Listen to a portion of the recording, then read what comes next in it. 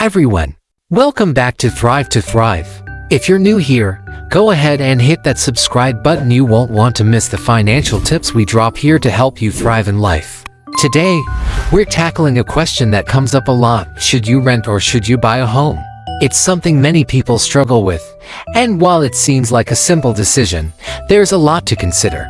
Stick around, because by the end of this video, you'll have a much clearer idea of which option might be the best fit for you. Let's start with renting. Renting is often seen as the more flexible option, and for good reason. If you're someone who isn't quite sure where life will take you in the next few years, maybe because of work, travel, or just wanting to keep your options open, renting gives you that freedom. You're not locked into one place long term. You sign a lease, often for a year or less, and when it's up, you can choose to renew or move on. It's a great way to stay flexible, especially if you value the ability to pick up and go. There's also the benefit of not having to worry about major repairs or maintenance. If the fridge breaks down or the roof starts leaking, it's your landlord's responsibility to take care of it, not yours. That can save you a ton of money and headaches, not to mention time. You won't have to worry about surprise expenses, which is a big relief for a lot of renters. However, renting does come with some downsides. One of the biggest drawbacks: you're not building equity. Every rent check you write is money that's going straight into someone else's pocket, not toward your own financial future. After years of renting, you don't have anything to show for it.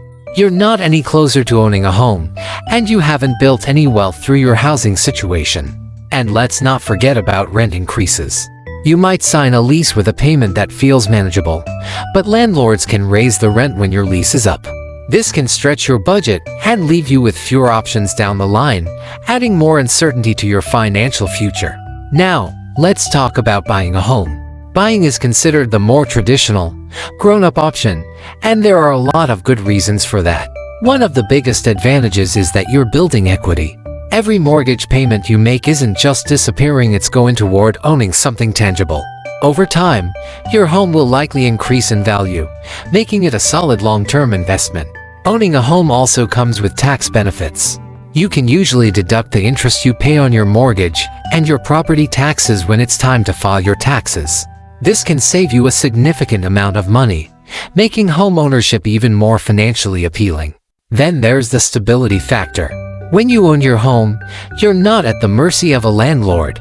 You can make changes to your space, and you don't have to worry about rent increases or being forced to move. It's your house, and that kind of security is invaluable to many people. But let's not forget, home ownership isn't without its challenges. Buying a home is expensive. There's the down payment, which can range from 5 to 20% of the home's price, and then there are closing costs. These can add thousands of dollars to your initial outlay. And once you own the home, the expenses don't stop. Property taxes, homeowner's insurance, and maintenance costs are ongoing, and any repairs fall on you, not a landlord. There's also no guarantee that buying a home will always be a great investment. Real estate markets can fluctuate, and if you need to sell during a downturn, you could lose money. So, while buying is often seen as the smarter long-term financial move, it does come with risks. So, which is better, renting or buying? There's no one-size-fits-all answer. It depends entirely on your personal situation. Let's walk through a couple of scenarios. Scenario 1: you're in your mid-20s, just starting out in your career, and you're not quite sure where you'll be in the next few years. Maybe you'll get a job offer in a different city, or you want to travel. In this case, renting is probably the better option. It gives you the flexibility to move when you need to, without the long-term commitment of owning a home. Plus, if you're just starting out, you might not have a lot saved up for a down payment yet. Scenario 2: you're in your 30s or 40s, you've been working for a while, and you've saved up some money. You know where you want to live long-term, maybe because you're starting a family or have found a community you love. In this case, buying a home could make more sense. You're ready to put down roots, and home ownership can be a great long-term investment. But what if you like the idea of both? There's actually a hybrid option called rent-to-own. It's not super common, but it's out there. Rent-to-own allows you to rent a property with the option to buy it after a few years. A portion of your rent goes toward a down payment on the home. It's a way to test the waters of homeownership without fully committing. Another important factor to consider is income stability.